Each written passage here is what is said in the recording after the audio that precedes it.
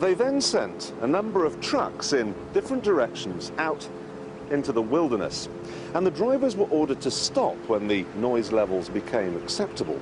This gave them an imaginary boundary line, and anyone living on the inside of it was offered a simple choice. Stay, and you'll never hear another television program as long as you live. Or take the NASA shilling and get out. No one stayed, and NASA ended up with exactly what it wanted. 125,000 acres of nothing.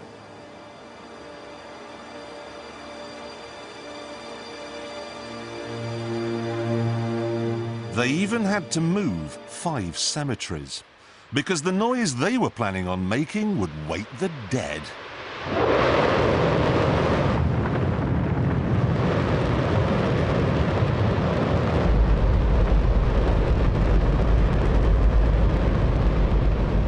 Don't worry if you can't hear what I'm saying. I couldn't even hear myself. This is the loudest sound you could possibly conceive. And, as it turns out, the cleanest.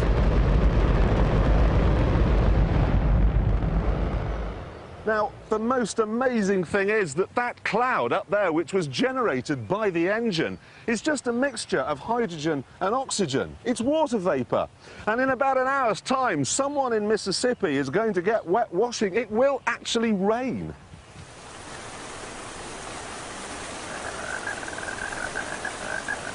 I told you! It's raining! That's unbelievable! Oh. NASA's playing God. It's making its own weather.